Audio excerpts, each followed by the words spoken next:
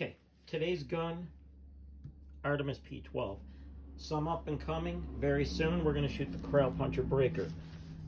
500 millimeter barrel, 1,030-ish feet per second with a 38 grain slug.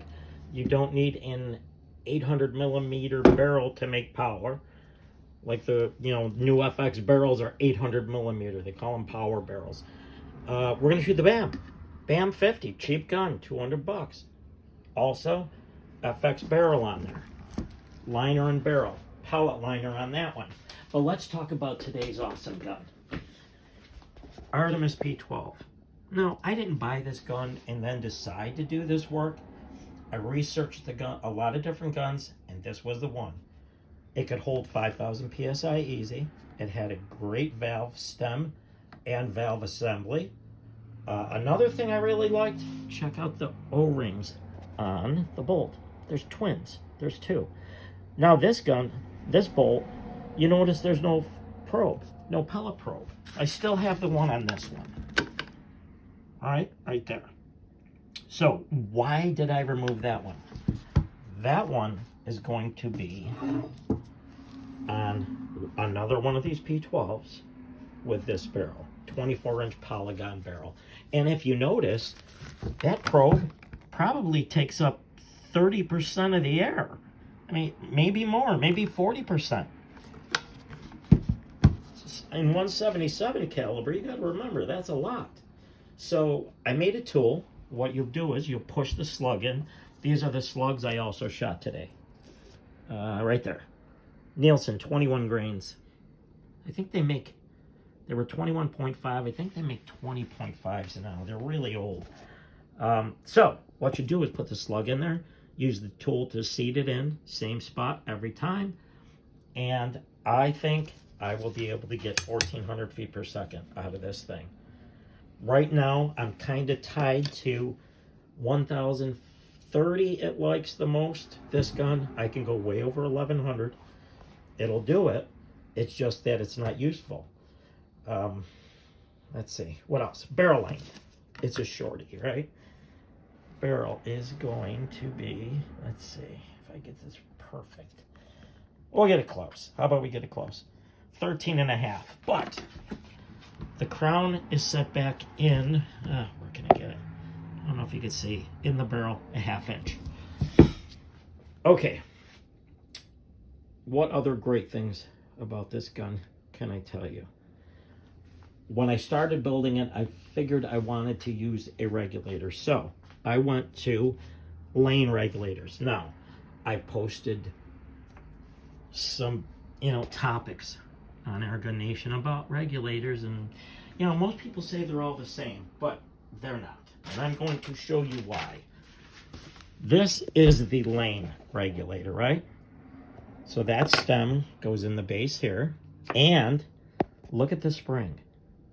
The only reg company to use a conventional spring. They're the only ones with the technology. So the spring goes over here. That goes inside your regulator housing, right there. And then this is the seat. So this sits kind of like this, right? Like that. Okay, so why are they more accurate? Not only do they have a more accurate spring, the conventional spring, but if you look at the sealing surface on the end of that brass seals onto that nylon. Now, how does a Huma do it? Here is a Huma, right? Huma reg. Huma has a flat surface here. Let's see if I can get you to see. That's a flat surface, right? With a hole drilled in it, a pinhole. They use that, and it's got the old style Belleville washers. So what you do is you take this plastic washer, if I get it off the table. The washer sits on top of here. It's greasy, it's sticking. The washer sits. Let's just do that. That washer, right? Right there. Sits on top of this. And then the two go together. They go inside there. And the two flat surfaces seal against that washer.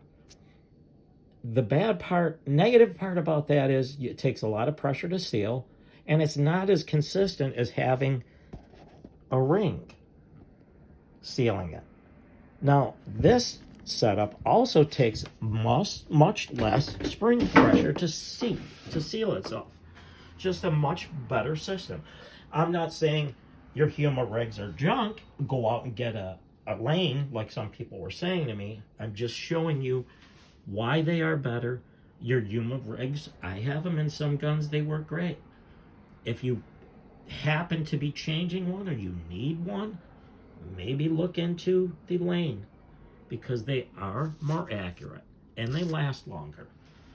Okay, the barrel. What did I do to the barrel? The barrel I cut off 2.5 inches. I cut the choke off, and I had to make new threads on the end and redo that. I also lapped the barrel. Now, you saw my video on how you can do it in your kitchen. I used the old school method, which was to make a lapping tool.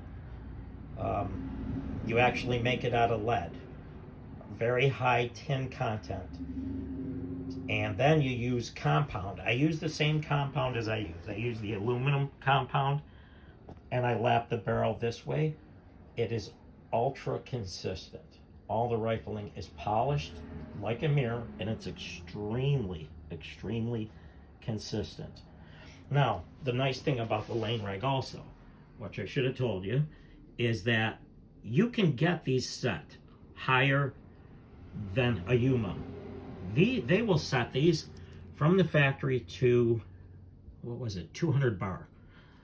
For mine, what I did to set it to 4,000 PSI was I added washers to it. Now, this is not the exact. I added, there's usually one washer on each side of the spring to protect the aluminum and brass. I added 5 of them to this gun, and I got it to it's like 4,100 PSI. And I've had comments, the gun is on the verge of breaking. When you watch this gun shoot in the video, you're going to hear how quiet it is. Extremely quiet. The valve. How did I set the valve up? I've got the stock spring, I've got the stock hammer, and I set the valve timing, the duration of how long the valve stays open, by the length of the stem. I cut the stem down, and it took me like 2 hours to get it perfect. So now I'm not wasting air. The valve is not opening too far, staying open longer, and wasting air. That's why the gun is so extremely quiet. Very quiet. Ammo. And here's the thing, guys. I don't have a sizer. I just ordered it for this ammo. And I have shot groups well under 1 inch with this gun. Extremely accurate.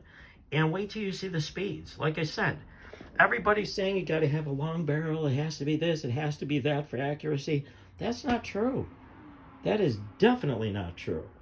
You know, I've spent a lot of years building guns, and that's what I am. I'm a builder. A tuner to me is a guy who polishes some springs and turns a couple knobs on a gun, and that's it. That's a tuner. You know, there's a lot of different ways you can make power. And the reason why I got into this video so quickly is I saw someone from up north made a video. They were showing a Zeus, very big caliber gun, and you definitely need a long barrel with that gun. But he was also talking about another big company that now has an 800 millimeter barrel, and he said that's how you make power with air guns, is you have to have a long barrel. And that is not true. And like I told you guys, I'm going to show you all of this. I'm sorry I haven't posted in a while, but I've been sick, and the great thing is my hair is coming back, so I'm positive and I'm ready to go. And I'm going to make you guys some great videos, and it's all factual. If I don't know something, I will find it out for you. So, let's get on to that video, and you guys can see what this gun does. And then, well, maybe next week, maybe this weekend I'll do the video on the Krell. You can see how the Krell performs. But you're going to be shocked at this little gun. I watched AEAC shoot a Red Wolf HP 177 with slugs, 15 grains, 1,030 feet per second, and 1.37 inches. So I beat it. I beat the group. I'm going to show you the group now, but please watch the video of the group shooting. It is just incredible. Here's the group. Let me set this up. So center to center.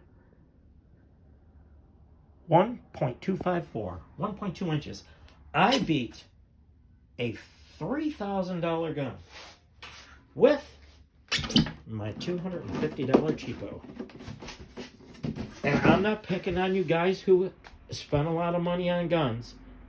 You know, that gun is a work of art. It's gorgeous. It's beautiful. The shape of the gun, the finish, just a gorgeous gun. But here's the fact of the matter. Technology is extreme now. China is making some great products. Their machinery is excellent. And their guns at a cheap price are excellent. If you bought this gun new and you shot pellets out of it, these things are tack drivers. These are as good as an FX. Matter of fact, if you get on Air Hunters with Roof and Gerhard, his second video, his first video, he's shooting one of these. His second or third video, he got an FX, and he said, it would be tough for me to pick which gun I would take, the FX or my Artemis, because the gun shot so great. If you can get one of these guns, guys, get it. You'll enjoy it. Another great thing, trigger pull adjustable, set to 6 ounces. Travel also. I mean, this gun, there is no first stage, which I like it that way. When I start to squeeze, I want to be surprised. I don't want to know the shot's coming. I don't want to anticipate it. So, please watch the video, and I promise I will be making more videos now. I am much better health-wise, so I'm going to be around, guys. We're going to get more done. So, enjoy it, and I will see you on the next video. Okay, today's video, Artemis P12, 177 caliber.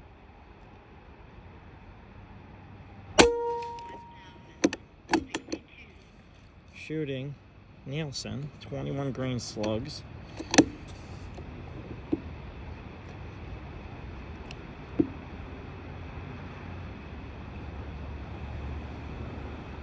I'm shaking.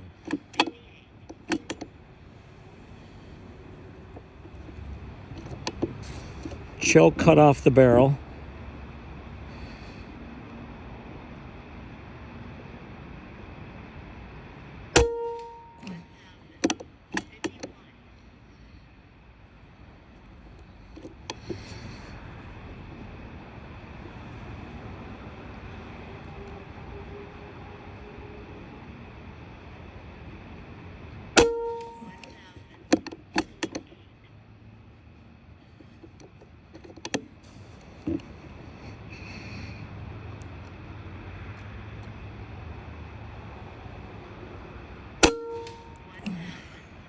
Okay.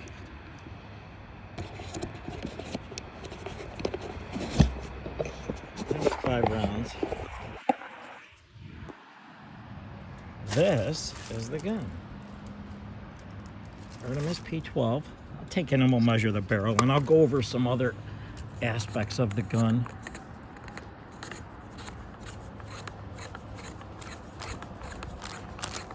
But you just saw a 15-inch barrel shoot well over 1,000 feet per second. I could shoot over 1,100, but the group opens up. So there's the suppressor. It's almost as long as a barrel. So I'm gonna go grab that target. I'll bring the gun in the house and we'll shoot the rest of the video. I'll show you some stuff about the gun. That had to be a pretty close group. And the thing is, I've been waiting for a really good day, and it's still 10 to 12 mile an hour winds. So let me go grab that. All right, today's video, Artemis P12, 98 yards. That is my group, which to me is terrible. It was windy. you know, not an excuse, but we're going to reshoot this in a calm day, and I'm also going to get a sizer. I don't know why I don't have a sizer. These were the slugs. They're old. 21 grain. That's what they look like right there. So they're long. They got a lot of friction. Now, barrel. Let's see, 12 is right there, right? So, 13.5, but if I can get you to see this, it's recessed a 1/2 inch. The crown of the barrel is in here. Okay. Why did I choose this gun? I researched this gun very well. Called the manufacturer. Air tube can hold, they test them to 8,000 PSI, could easily hold 5,000. That was number one. That's why I bought over 10 of these. And I looked at the grouping, and these things with pellets were incredible. So they were just a very, very good gun. One of the better features, the valves are excellent.